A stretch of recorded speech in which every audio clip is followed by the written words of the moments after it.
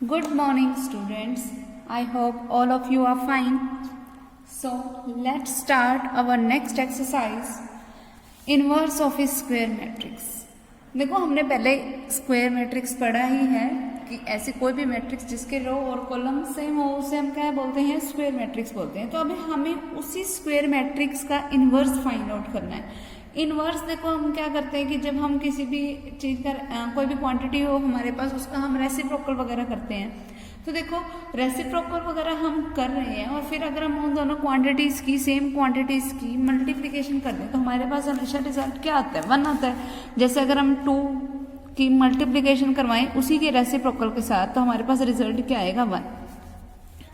अब हमें ये चीज तो पता है नॉर्मल डिजिट्स के लिए। मैट्रिक्स के केस में क्या होगा कि अगर मान लो हमारे पास कोई एक मैट्रिक्स है ए, अब हमें इसकी मल्टीप्लिकेशन हमें नहीं पता किस मैट्रिक्स के साथ करवानी है, हमें इसी मैट्रिक्स की वैल्यू फाइंड आउट करनी है कि ये बी की क्या वैल्यू होगी कि रिजल्ट जो है वो क्या है, 1, यानी कि आइडेंटिटी मैट्रिक्स का केस है। यानी कि A B is equal to I type की फॉर्म बने या फिर B A is equal to I. अगर देखो A B is equal to I है, अगर मैं pre multiply both side by A inverse कर दूं तो क्या बनेगा, A inverse A B is equal to A inverse I. जिसका मतलब क्या हुआ, ए इनवर्स ए का मतलब क्या होता है, आइडेंटिटी मैट्रिक्स, क्योंकि उसी का रेसिप्रोकल हो गया। फिर आइडेंटिटी की यानी कि 1 की किसी के साथ भी मल्टीप्लाई करवा दो तो वही चीज बनेगी। तो यानी कि बी किसके इक्वल आएगा, ए इनवर्स इंटू में आई। अब ए इनवर्स इंटू में आई का मतलब भी क्या हो गया, ए इनवर्स। तो बी की वैल्यू आ गई ए इनवर्स। तो या तो हम ये बोल सकते हैं कि ए मैट्रिक्स बी मैट्रिक्स का इन्वर्स है, या हम ये बोल सकते हैं कि बी मैट्रिक्स ए मैट्रिक्स का इन्वर्स है। अगर मान लो हम ये वाली कंडीशन लेके चलें कि B A is equal to I है, ठीक है। अगर मैं अब इसकी pre multiply both side by B inverse करवा दूं तो क्या बनेगा, B inverse B A is equal to B inverse I. जिसका मीनिंग क्या हुआ, यहाँ से आइडेंटिटी बना, identity into A means A is equal to B inverse. तो ए मैट्रिक्स की वैल्यू आ गई बी इनवर्स। तो यहाँ से हमारे पास बना यही ना कि ए मैट्रिक्स बी का इनवर्स है और बी मैट्रिक्स ए का इनवर्स है, मतलब दोनों ही एक दूसरे के इनवर्स हैं, ठीक है। तो अब हमारे पास उसी बी की अगर मान लो कोई एक ए टाइप की मैट्रिक्स दे रखी है हमें, तो हमें उसी बी मैट्रिक्स की वैल्यू को फाइंड आउट करना है। अब उस बी मैट्रिक्स की वैल्यू को हम फाइंड आउट करेंगे कैसे, उस पे ये सारी एक्सरसाइज बेस्ड है। तो इसमें देखो हमारे पास फर्स्ट थ्योरम आ रही है, वो क्या है, the necessary and sufficient condition for a square matrix A to be invertible. Invertible meaning क्या होता है, इन्वर्टिबल मीनिंग जिसका इनवर्स एग्जिस्ट कर सके। कि नेसेसरी और सफिशिएंट कंडीशन किसी एक स्क्वायर मैट्रिक्स के इन्वर्टिबल होने की, मतलब उसका इनवर्स एग्जिस्ट करने की, वो क्या होगी कि ए जो है वो नॉन सिंगुलर होनी चाहिए। नॉन सिंगुलर मीन्स कि डिटर्मिनेंट ऑफ ए क्या होना चाहिए, नॉट इक्वल टू 0। अगर कोई एक ऐसी मैट्रिक्स है जिसका डिटर्मिनेंट नॉट इक्वल टू 0 है, सिर्फ और सिर्फ तभी उसका इनवर्स एग्जिस्ट कर सकता है, अदरवाइज उसका इनवर्स एग्जिस्ट नहीं करेगा। तो देखो नेसेसरी और सफिशिएंट कंडीशन का पहली बात तो मतलब क्या होता है। नेसेसरी एंड सफिशिएंट कंडीशन का मतलब है कि भाई पहली चीज जो है, जो पहला हमें रिजल्ट दे रखा है वो तभी ट्रू है जब दूसरा रिजल्ट ट्रू है, और दूसरा रिजल्ट तभी ट्रू होगा जब पहला रिजल्ट ट्रू है, ठीक है। मतलब दोनों रिजल्ट एक दूसरे पे ही डिपेंड करेंगे। पहला रिजल्ट ट्रू नहीं है तो दूसरा भी ट्रू नहीं होगा, दूसरा ट्रू नहीं है तो पहला भी ट्रू नहीं होगा, मतलब दोनों ही एक दूसरे पे डिपेंड करेंगे। तो पहली कंडीशन देखो, ए को इन्वर्टिबल बनाना है, दूसरे वाली क्या है कि ए नॉन सिंगुलर है। तो मैं ये लेके चल पड़ती हूँ कि ए क्या है, इन्वर्टिबल है, और मैं प्रूफ क्या कर देती हूँ कि ए नॉन सिंगुलर है तभी ए इन्वर्टिबल था, ठीक है। तो मुझे ये प्रूफ करना है कि determinant of A not equal to 0 है, जबकि मेरे पास गिवन क्या है, given is that A is invertible. देखो अगर ए इन्वर्टिबल है तो डेफिनेशन ऑफ इनवर्स क्या बोलती है कि ए बी किसके इक्वल होगा, बी ए के, और इक्वल टू किसके होगा, आई के। फिर अगर मैं दोनों साइड डिटर्मिनेंट ले लूँ तो डिटर्मिनेंट ऑफ ए बी किसके इक्वल होगा, डिटर्मिनेंट ऑफ बी ए के इक्वल टू किसके आ गए, डिटर्मिनेंट ऑफ आई एन के। अब डिटर्मिनेंट ऑफ ए बी को वैसे लिख सकते हो, determinant of A into determinant of B equal to determinant of B into determinant of A. दोनों के डिटर्मिनेंट को हम अलग अलग कर सकते हैं, is equal to determinant of I N. Identity matrix का डिटर्मिनेंट हमेशा किसके इक्वल होता है, 1 के, तो इसीलिए क्या आ गया, इक्वल टू 1। अब अगर देखो इसको इसके इक्वल रखोगे क्या बन गया, determinant of A into determinant of B is equal to 1, ठीक है। अब दोनों की अगर मल्टीप्लीकेशन 1 के इक्वल है तो दोनों जीरो तो हो ही नहीं सकते, दोनों में से कोई जीरो नहीं होगा, तो मुझे यही रिजल्ट प्रूफ करना था, that determinant of A is not equals to zero. ठीक है, उसके बाद जो नेक्स्ट कंडीशन होगी उसमें हम क्या लेके चलेंगे, उसमें हम लेके चलेंगे कि that determinant of A is not equal to zero, और हम प्रूफ क्या करेंगे कि ये क्या है, एक इन्वर्टिबल है। ठीक है, अब हमें ये गिवन है कि ए एक स्क्वायर मैट्रिक्स है और मुझे ये भी गिवन है that determinant of A is not equal to zero. तो हमें पिछली एक्सरसाइज में हमने एक रिजल्ट पढ़ा था that A into adjoint of A equal to होगा adjoint of A into A के, इक्वल टू किसके होगा, determinant of A into I N के, है ना। अब देखो अगर मैं तीनों को ही डिवाइड कर दूं डिटर्मिनेंट ऑफ ए से, तो क्या बन गया, A into 1 by determinant of A into adjoint of A, क्योंकि यहाँ पे इसको डिवाइड कर दिया डिटर्मिनेंट ऑफ ए से। जब इसको भी डिटर्मिनेंट ऑफ ए से डिवाइड किया तो ये बन गया, इसको डिटर्मिनेंट ऑफ ए से डिवाइड किया इस राइट हैंड साइड को, तो डिटर्मिनेंट ऑफ ए से डिटर्मिनेंट ऑफ ए कैंसिल हो गया और हमारे पास बचा क्या, आइडेंटिटी मैट्रिक्स, ये बन गया। अब हमारे पास इसका मतलब बना क्या, ये बन गया that a into 1 by determinant of a into में adjoint of a equals to किसके है, i के, ये है हमारे पास।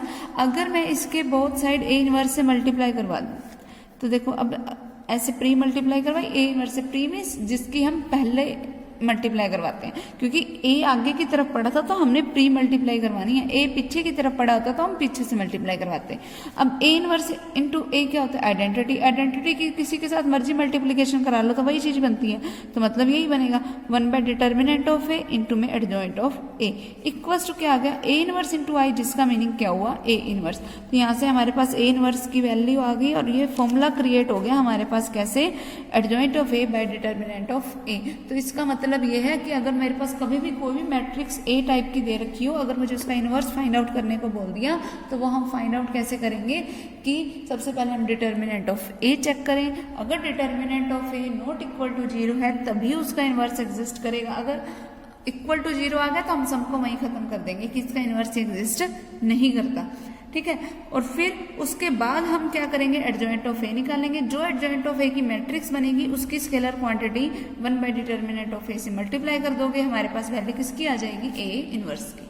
ओके, उसके बाद नेक्स्ट देखो हमारे पास क्या थ्योरम है, नेक्स्ट है inverse of every square matrix if it exist is unique, कि अगर हमारे पास कोई भी एक स्क्वायर मैट्रिक्स है, अगर उसका इनवर्स इफ इट एग्जिस्ट, अगर उसका इनवर्स एग्जिस्ट करता है तो वो क्या होगा, यूनिक होगा, एक ही होगा। ठीक है, तो पहले हमने कोई एक स्क्वायर मैट्रिक्स ले ली ए टाइप की और मैंने मान लिया अपनी तरफ से कि इसके इनवर्स एग्जिस्ट कर रहे हैं, और बल्कि एक नहीं दो इनवर्स एग्जिस्ट कर रहे हैं, तो let if possible B and C be two inverses of A, अगर बी और सी दोनों ही इसके इनवर्स हैं, अब हमने क्या प्रूफ करना है, ए की इनवर्स एग्जिस्ट करे, तो मतलब मुझे ये प्रूफ करना होगा कि बी और सी आपस में ही क्या थे, इक्वल ही थे। ठीक है, अगर देखो बी ए का इनवर्स है तो A B is equal to B A is equal to I N, definition of inverse of a matrix, और अगर सी बी इसका इनवर्स है तो भी क्या बनेगा, that A C is equal to C A is equal to I N. ठीक, ऐसे लिख सकते हैं हम। फिर अगर देखो, अगर मैंने इस वाले की फर्स्ट इक्वेशन की अगर प्री मल्टीप्लाई करवा दी सी से तो क्या बनेगा, C A B is equals to, इस वाले को एक बार अलग निकाल दो, A B is equals to I N का केस हम लेके चल रहे हैं, C A B equals to क्या आएगा, सी इंटू में ए बी, और ए बी की वैल्यू मुझे क्या दे रखी है, आई एन। ठीक है, वो लिख दिया मैंने, तो सी इंटू आई एन मीन्स सी, इसका मतलब सी ए बी किसके इक्वल है, सी के, हो गया। फिर अब इक्वेशन नंबर सेकंड वाले पे आओ, अगर मैं इस वाले की A C is equal to I N लेके चलूं और इसकी पोस्ट मल्टीप्लाई, पोस्ट मीन्स पीछे से मल्टीप्लाई किससे करवा दो, बी से, तो क्या बनेगा, C A B is equal to I B into में बी, यही बन गया ना, आई एन इंटू में बी मीन्स बी बनेगा, तो सी ए बी की यहाँ से वैल्यू क्या आ गई, बी। अब देखो इन दोनों को ध्यान से, यहाँ से सी ए बी की वैल्यू सी है, यहाँ से सी ए बी की वैल्यू बी है, तो अगर लेफ्ट साइड सेम है तो राइट साइड भी सेम होगी, तो यानी कि बी किसके इक्वल हो गया, सी के, इसका मतलब इनवर्स क्या था, यूनिक था। ठीक है, उसके बाद नेक्स्ट देखो रिवर्सल लो, वो क्या है कि अगर हमारे पास ए और बी दोनों नॉन सिंगुलर मैट्रिक्स है, मतलब दोनों के ही determinant not equal to zero हैं और इनका ऑर्डर क्या है, बिल्कुल सेम है, then A B is invertible, तब ए बी का inverse A B is invertible की बात कर रहा है वो, इसका मतलब कि मैंने पहले ए मैट्रिक्स की बी मैट्रिक्स से मल्टीप्लाई करवानी है और फिर मैं उसके इन्वर्स की बात कर रही हूँ। तो ए बी इन्वर्टिबल तब होगा सिर्फ और सिर्फ जब ए बी का होल इन्वर्स इक्वल टू होगा B inverse into A inverse के। ठीक है, ये है हमारे पास। लो वो तो तुम सीधी सी बात समझ ही सकते हो कि अगर देखो ए बी का इन्वर्स की हम बात कर रहे हैं यहाँ पे, ठीक, तो जब भी किसी भी मैट्रिक्स का इन्वर्स निकाला जाता है तो उसके लिए एडजॉइंट की जरूरत पड़ेगी। अभी मैंने फॉर्मूला बनाया कि एडजॉइंट की जरूरत पड़ेगी, और एडजॉइंट किस पे डिपेंड करते हैं? ट्रांसपोज पे। ट्रांसपोज करने से क्या होता है कि मैट्रिक्स का ऑर्डर चेंज हो जाता है ना। ठीक है, तो जब भी हम ट्रांसपोज कर रहे होंगे, इसका जब हम इन्वर्स निकाल रहे होंगे तो ऑर्डर तो सेम सिर्फ तभी बनेगा जैसे अपन ने वो किया था ना कि ए बी का होल ट्रांसपोज किसके इक्वल होगा? B transpose into A transpose. Same बस वैसे ही है। ट्रांसपोज की वजह से हमें जो बाद वाली है वो पहले लानी पड़ती है, जो पहले वाली है वो बाद में लानी पड़ती है। तो सेम यही होगा कि ए बी का होल इनवर्स किसके इक्वल होगा? B inverse into A inverse के। और अगर हमने इसी चीज को प्रूफ करना है, वैसे तो जो हमारा जो सबसे इम्पोर्टेंट और रिजल्ट है वो हमारे पास ये वाला है, मोस्ट इम्पोर्टेंट रिजल्ट। ठीक है, तो ये तो हमने प्रूफ इसका करना ही है। इसका चाहे तुम डायरेक्ट रिजल्ट लर्न कर लो दैट ए बी का होल इनवर्स इक्वल्स टू किसके होगा? B inverse into A inverse के। ठीक है, फिर चाहे हमारे पास एन टाइप की ही मैट्रिसेस क्यों ना आ जाए मल्टीप्लिकेशन में, चाहे अगर ऐसा भी आ जाए ना कि ए बी सी अगर 3 टाइप की मैट्रिसेस हैं इसका इनवर्स बोल दे तो वो क्या आएगा? C inverse, B inverse, A inverse. ठीक है, अगर ऐसा आ जाए ए बी सी डी का होल इनवर्स तो क्या करेंगे हम? D inverse, C inverse, B inverse, A inverse. ठीक है, सभी पीछे वाले आगे आने लग जाएंगे। ओके, फिर है कैंसलेशन लो। कैंसलेशन लो क्या है कि अगर ए बी सी तीनों स्क्वायर मैट्रिसेस हैं of order N and if A is a non singular matrix, और अगर ए कोई नॉन सिंगुलर मैट्रिक्स है means determinant of A is not equal to 0 है, देन ए बी किसके इक्वल टू आए? दे रखा है मुझे ए सी के, ये तो गिवन है, तो हमें ये प्रूफ करना है कि बी किसके इक्वल होगा? सी के। अगर देखो ए बी सी तीनों स्क्वायर मैट्रिसेस हैं और ए नॉन सिंगुलर दे रखी है, इट मीन्स अगर ए नॉन सिंगुलर है तो उसका इन्वर्स तो एग्जिस्ट करेगा। तो अगर ए बी ए सी के इक्वल है तो ए तो इन्वर्स एग्जिस्ट कर सकता है, तो मैं ए इन्वर्स से इसकी मल्टीप्लाई करवा सकती हूँ। अब ए आगे की तरफ पड़ा है तो मैं प्री मल्टीप्लाई करवाऊंगी। लाइन में हम लिखेंगे यही, प्री वर्ड लगाना बहुत जरूरी है। हम डायरेक्ट नहीं लिख सकते multiplying both side by A inverse. Pre word इसलिए लगाना है क्योंकि हमने आगे से मल्टीप्लाई करवाई। अगर हम पीछे से मल्टीप्लाई करवाते तो हम क्या लिखते? Post multiply by A inverse. ठीक है, और ये लिखना इसलिए जरूरी है क्योंकि जो मल्टीप्लिकेशन का केस होता है उसमें ए बी जो है वो बी ए के कभी भी इक्वल नहीं होता। Commutative law for multiplication does not exist. कोई रेयर केसेस ही होते हैं जिसमें ए बी बी ए के इक्वल बन जाए, तो हम इसको आगे पीछे करके मल्टीप्लाई नहीं कर सकते। जो हमारा ऑर्डर है हमेशा वही रहना चाहिए। तो अगर ए बी ए सी के इक्वल है तो हम प्री मल्टीप्लाई करवा रहे हैं both side by A inverse, तो क्या बन जाएगा? A inverse into A B is equal to A inverse into में ए सी। तो ए इनवर्स इंटू में ए इंटू में B is equal to A inverse into में ए इंटू में सी।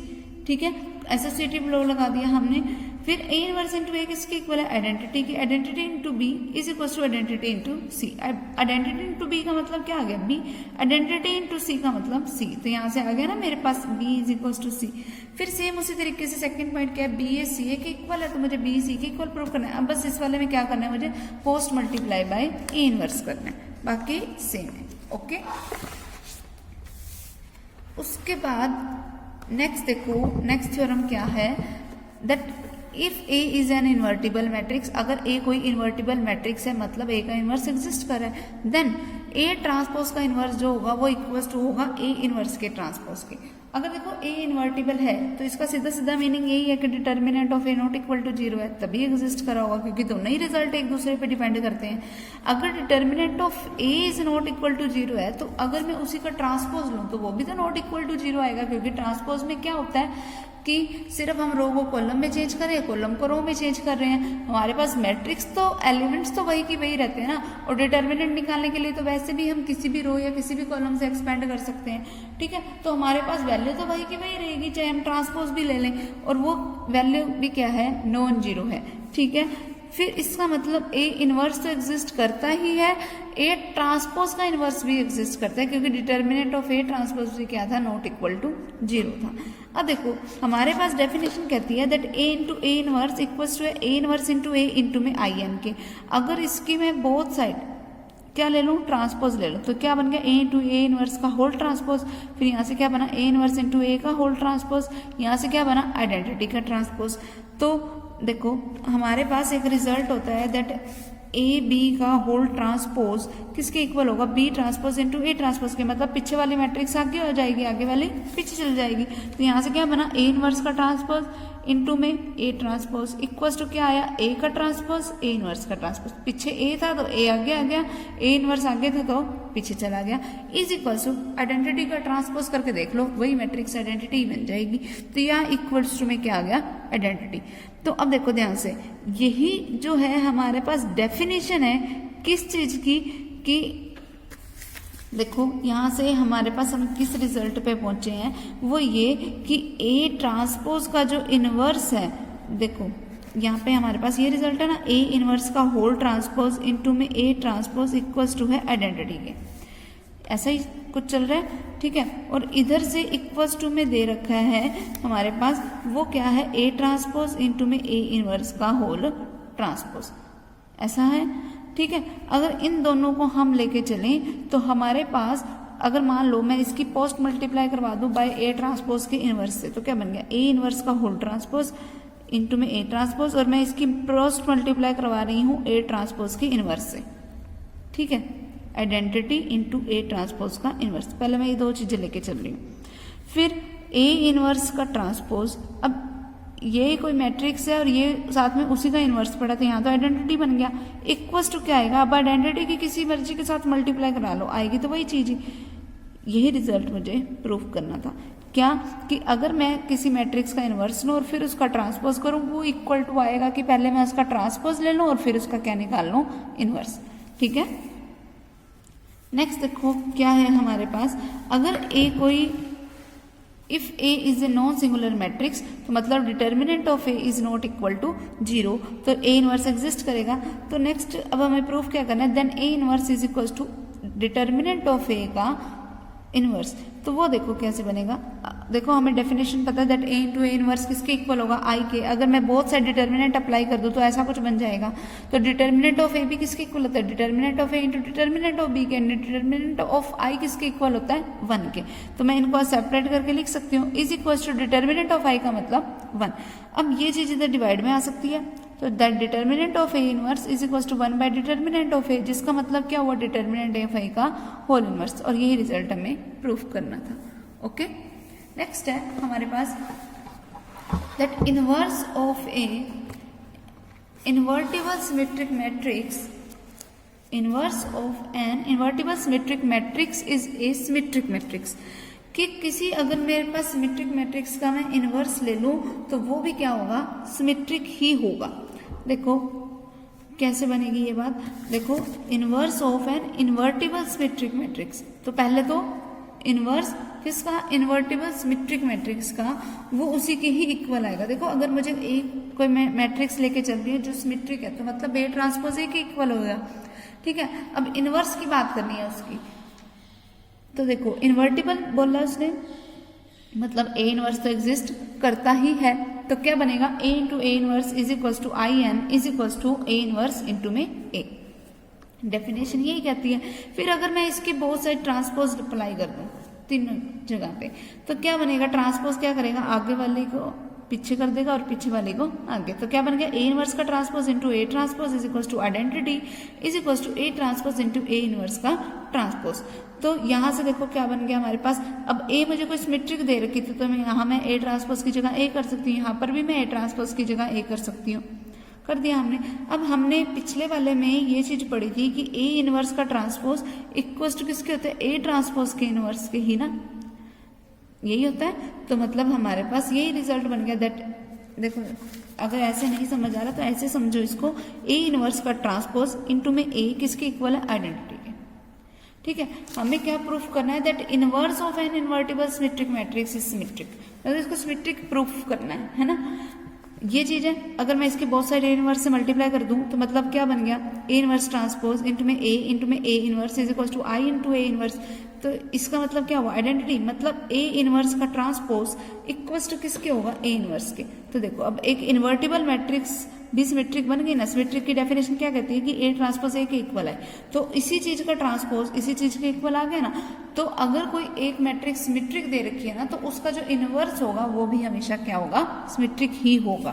ओके, अब देखो इसके बेसिक हो चुका है हमारे पास। अब हम इसकी एक्सरसाइज के सम स्टार्ट करते हैं।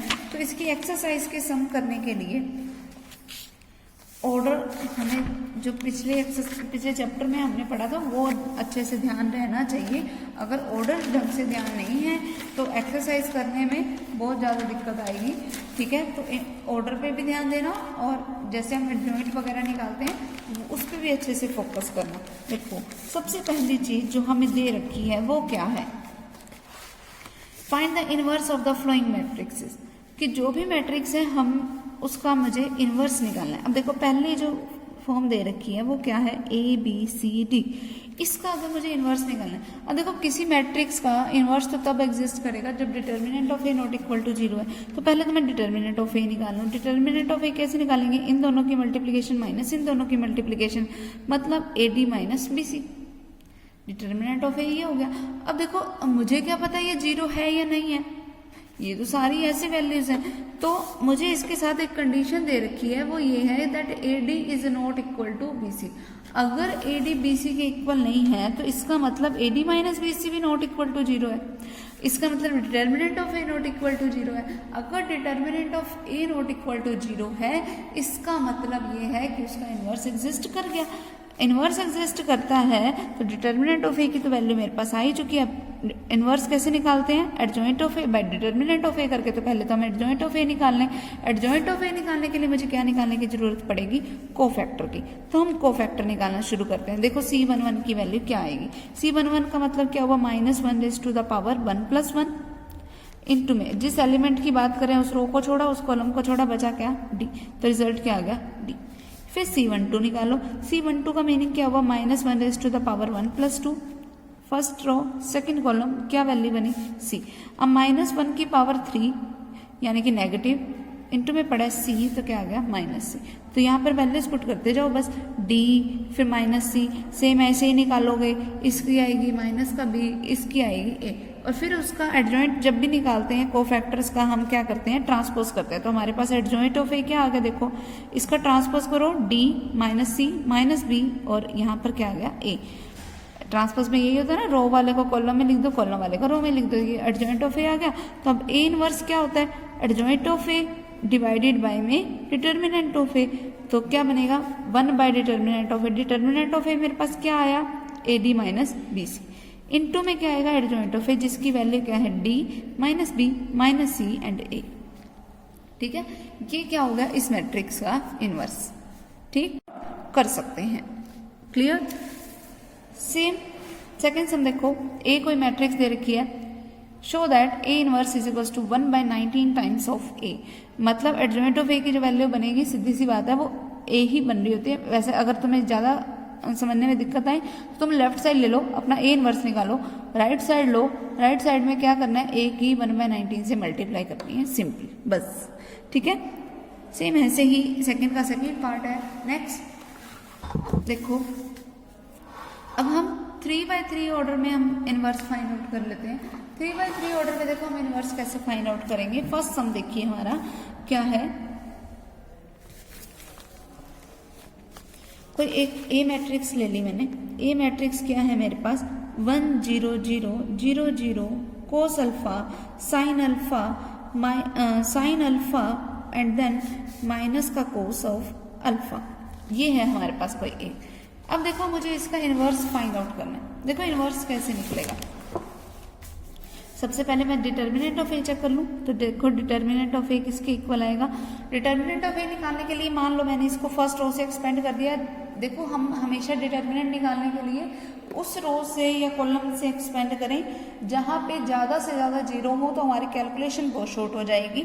ठीक है, तो कैसे करेंगे determinant of A find out. सबसे पहले फर्स्ट रो से एक्सपेंड किया तो फर्स्ट एलिमेंट क्या है 1, 1 इंटू में -1 रेज़ टू द पावर 1 + 1, क्योंकि फर्स्ट एलिमेंट लेके चल रहे हैं फर्स्ट रो फर्स्ट कॉलम का, तो 1 + 1।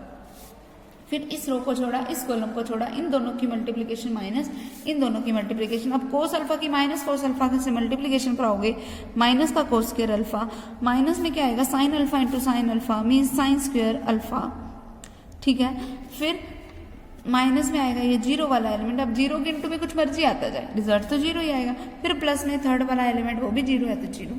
ठीक है, तो डिटर्मिनेंट ऑफ ए मेरे पास देखो बन के आ गया -1 की पावर 2 मीन्स पॉजिटिव क्वांटिटी। फिर माइनस इन दोनों में से कॉमन आ रहा है, वो माइनस बाहर ले लिया, अंदर क्या बच गया cos square alpha plus sine square alpha, जिसकी वैल्यू क्या होती है 1।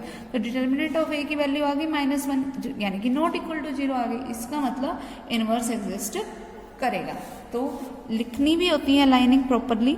Since determinant of A is not equal to 0, so A has unique solution and A inverse exists।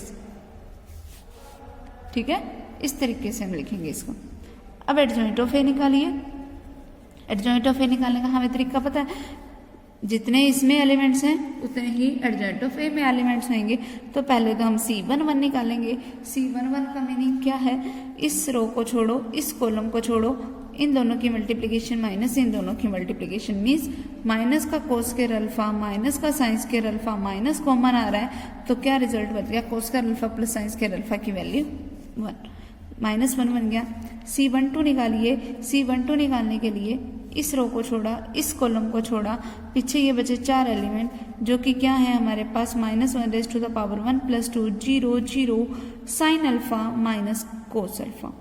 ठीक है, इन दोनों की मल्टीप्लिकेशन माइनस इन दोनों की मल्टीप्लिकेशन, रिजल्ट क्या आ गया 0, सो दैट C12 भी 0 होगा। सेम उसी तरीके से बाकी के एलिमेंट्स निकालेंगे और सिर्फ हमें उसको क्या करना है ट्रांसपोज करके जो भी मैट्रिक्स बनेगी। अब मुझे सिर्फ ए इनवर्स निकालना होगा। एडजॉइंट ऑफ ए की मल्टीप्लाई किससे करवानी होगी हमें -1 के साथ, और हमारा आंसर आ जाएगा। ओके, नेक्स्ट देखिए, find the inverse of the following matrices and verify that A inverse into A is equals to identity. तो सबसे पहले ए मैट्रिक्स गिवन है, ए इनवर्स निकालेंगे हम, और फिर ए इनवर्स जो भी आएगा उसकी ए से मल्टीप्लाई करवा देंगे, और रिजल्ट हमेशा देख लेना, चेक कर लेना, हमेशा आइडेंटिटी मैट्रिक्स ही बनेगा। ओके, नेक्स्ट फिफ्थ सम देखिए, ए मैट्रिक्स गिवन है, हमें फाइंड करना है पहले हमें ए इनवर्स, तो adjoint of A by determinant of A करेंगे हम।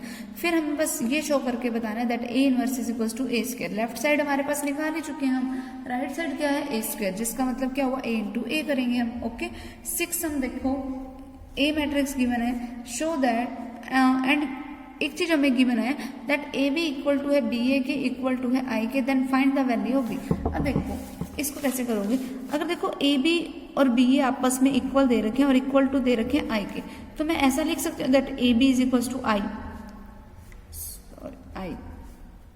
ठीक, अब मुझे वैल्यू बी की निकालनी है, तो मैं मतलब बी को मैं एज इट इज पढ़ा रहने दो, जो चेंज करना है मुझे वो ए में करना है। अगर मैं इसकी प्री मल्टीप्लाई करवा दूं ए इनवर्स के साथ, तो ऐसा कुछ बनेगा, जिसका मीनिंग क्या हुआ, A inverse into A means identity, identity की बी के साथ multiplication B is equal to A inverse into I means A inverse. तो अगर मैं ए मैट्रिक्स का इनवर्स निकाल दूं तो वही मेरे पास क्या बन जाएगी, बी मैट्रिक्स। तो ए मैट्रिक्स मेरे पास गिवन है, सिर्फ उसका मैं इनवर्स निकालूं तो मेरे पास क्या आ जाएगी, बी टाइप की मैट्रिक्स। ओके, फिर सेवन सम देखिए, सेवन सम में क्या है, ए मैट्रिक्स गिवन है that show that A inverse is equal to A square minus 6a plus 11 है। तो पहले ए इनवर्स निकालो, हमारी लेफ्ट साइड बन गई। राइट साइड हम कैसे निकालेंगे, सबसे पहले ए स्क्वायर निकालेंगे, 6a निकालेंगे, 11i निकालेंगे, फिर उनको सिंपली ऐड एंड सब्ट्रैक्ट। फिर 8 सम देखिए, 8 सम क्या है हमारे पास, A is equal to this, then verify that A transpose का इनवर्स जो होगा वो किसके इक्वल होगा, A इनवर्स के ट्रांसपोज के। तो पहले A ट्रांसपोज कीजिए, जो हमारे पास नई मैट्रिक्स आएगी हम उसका क्या निकालेंगे, इनवर्स निकालेंगे। ओके, राइट साइड में हम क्या करेंगे, पहले हम A का इनवर्स निकालेंगे और फिर उसका क्या करेंगे, ट्रांसपोज। ओके, देखो सेम पूरी एक्सरसाइज में हमारे पास ऐसे ही सम है, कुछ डिफरेंट चीज नहीं है। 9 सम में देखो वेरीफाई करना है हमें दैट ए बी का होल इनवर्स इक्वल्स टू होगा B inverse into A inverse के। इसको हम कैसे करेंगे, पहले ए और बी की मल्टीप्लीकेशन कराएंगे लेफ्ट साइड के लिए, फिर उन दोनों पे क्या अप्लाई करेंगे हम, इनवर्स। ठीक है, जैसे अब ए मैट्रिक्स दे रखी है हमें, देखिए ए मैट्रिक्स दे रखी है हमें 2 1 3 -4 एंड बी मैट्रिक्स हमें गिवन है 1 -1 -2 and 3, so that A B is equal to किसके आएगा, इन दोनों की मल्टीप्लीकेशन करो। इस रो की मल्टीप्लीकेशन इस कॉलम के साथ 2 की 1 के साथ 2, 3 की -1 के साथ माइनस का 3, 2 - 3 यानी कि माइनस का 1। ठीक है, फिर फर्स्ट रो की सेकंड कॉलम के साथ 2 इंटू -2 माइनस का 4 और यहाँ से क्या बन गया 9, -4 + 9 मीन्स 5, ए भी आ गया। फिर इस रो की इस कॉलम के साथ 1 इंटू 1 1, -4 इंटू -1 मीन्स 4, तो क्या रिजल्ट बना ओवरऑल 5। इस रो की इस कॉलम के साथ 1 इंटू -2 -2, -4 इंटू 3 -12, क्या रिजल्ट बना -14, ए भी आ गया। अब सिर्फ मुझे इस ए बी वाली जो मैट्रिक्स बनी है इसका इन्वर्स निकालना है, पहले चेक करो इसका डिटर्मिनेंट, फिर इसी का एडजॉइंट निकालो, एडजॉइंट ऑफ ए बी आ जाएगा, फिर adjoint of A B by determinant of A B means A B का इनवर्स। ये बन गई हमारी लेफ्ट साइड। अब राइट साइड निकालोगे, राइट साइड क्या है, B inverse into A inverse, तो पहले बी का इनवर्स निकालिए, फिर ए का इनवर्स निकालिए और उन दोनों की सिंपली मल्टीप्लीकेशन, फिर दोनों क्या आ जाएंगे आपस में इक्वल। ओके, नेक्स्ट देखिए 10 sum given that A is equal to this, compute A inverse. Compute means कि इसकी वैल्यू को फाइंड आउट करो। ओके, तो अगर हमारे पास कोई भी एक ए मैट्रिक्स गिवन है, ठीक है, तो सबसे पहले हम ए इनवर्स को फाइंड आउट करेंगे। निकल गया हमारे पास ए इनवर्स, निकल जाएगा simply adjoint of A by determinant of A करके। फिर show that 2 times of A inverse is equals to होगा 9a माइनस ए के। तो ए इनवर्स की जो भी वैल्यू है उसकी स्केलर क्वांटिटी 2 से मल्टीप्लाई करवा देना, हमारी लेफ्ट साइड प्रिपेयर होगी। राइट साइड हम कैसे निकालेंगे, 9 टाइम्स ऑफ आइडेंटिटी मैट्रिक्स में से ए को क्या कर देंगे हम, सिंपली माइनस। ओके, 11 सम देखिए, ए मैट्रिक्स हमारे पास क्या है, cos alpha minus sine alpha and cos of alpha, ये है। अब हमें शो करके बताना है that A trans is such that लिखा हुआ है, मीनिंग हमारे पास ये गिवन है that A transpose equals to है ए इनवर्स के, then find the value of alpha.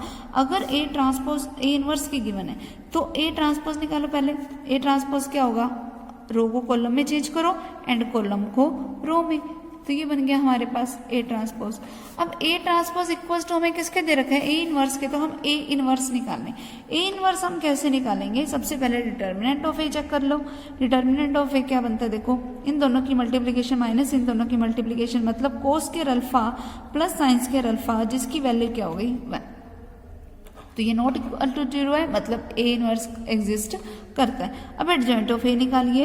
Adjoint of ए क्या होगा, पहले हम कोफैक्टर निकालें। कोस अल्फा का कोफैक्टर क्या बनेगा, कोस अल्फा। साइन अल्फा का कोफैक्टर क्या बनेगा, माइनस और माइनस साइन अल्फा, तो ओवरऑल साइन अल्फा। फिर माइनस साइन अल्फा का कोफैक्टर निकालो, इस रो को छोड़ो इस कॉलम को छोड़ो, ये बन गया, तो क्या आ गया माइनस का साइन अल्फा। फिर इस कोस अल्फा का निकालेंगे हम कैसे, इस रो को छोड़ो इस कॉलम को छोड़ो, ये आ गया। और फिर इसका हमें क्या करना है, ट्रांसपोज करेंगे, क्या हो जाएगा हमारे पास, cos alpha sine alpha minus sine alpha and cos of alpha. फिर ए इनवर्स क्या बन गया, adjoint of A divide by determinant of A, मतलब इसी की मल्टीप्लीकेशन हमें 1 के साथ करानी है, इसकी 1 के साथ मल्टीप्लाई करवाओगे तो हमारे पास यही बनेगा। ठीक है, ये हमारे पास आ गया ए इनवर्स। अब देखो ए इनवर्स और ए ट्रांसपोज बिल्कुल सेम है, यही हमें प्रूफ करना था। ठीक है, अब देखिए हमें ये बोल रखा था that A transpose equals to A inverse है, मतलब यही जो वैल्यू है वो किसके इक्वल है, कोस अल्फा साइन अल्फा के minus sine alpha into cos alpha के। ये हमें इक्वल दे रखी थी, अब इसका मतलब कोस अल्फा के ही इक्वल है।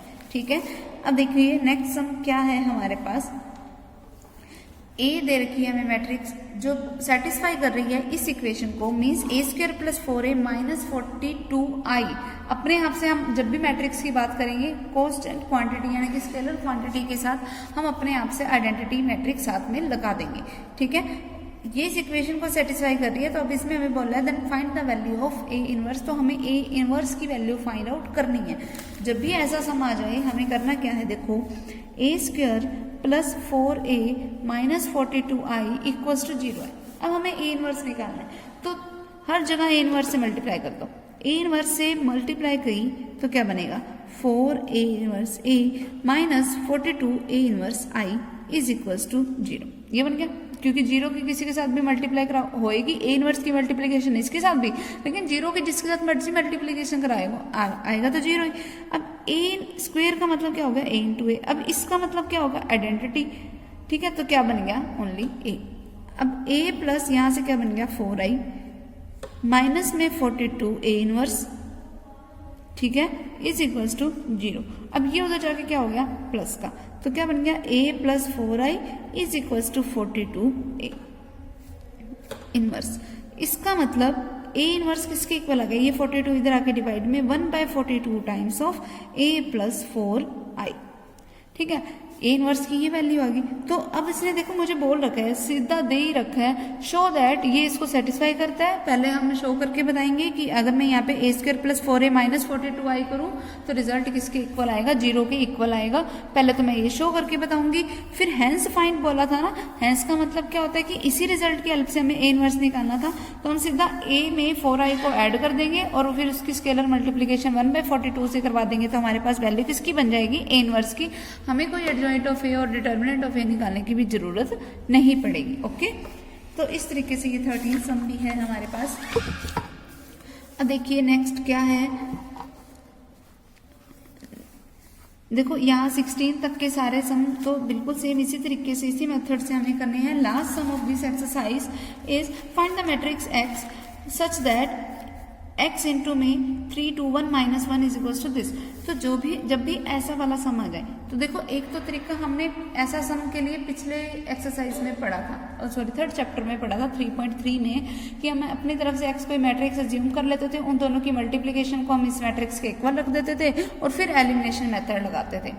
अब क्या करेंगे हम, जो ये मैट्रिक्स गिवन है उसको कोई a नाम दे दो, इस सेकंड वाली मैट्रिक्स को कोई b नाम दे दो। मतलब हमारे पास फॉर्म कैसी है, that x a is equal to बी। अब ये मुझे x नहीं करना है, तो हम पोस्ट मल्टीप्लाई किससे करवाएंगे, a इनवर्स से। तो x into a inverse is equal to b into a inverse. मतलब x किसके इक्वल आ गया, b इंटू a इनवर्स के। x की वैल्यू आ गई b इंटू a इनवर्स। तो सबसे पहले a इनवर्स निकालो, b मुझे गिवन ही है, ठीक है। फिर b और a इनवर्स की मल्टीप्लाई कर दो और हमारे पास क्या बन जाएगी, ये x मैट्रिक्स। ओके, तो ये हमारी एक्सरसाइज कंप्लीट हो गई। इसको ट्राई करना। ओके, नेक्स्ट टाइम हम अपनी नेक्स्ट एक्सरसाइज स्टार्ट करेंगे।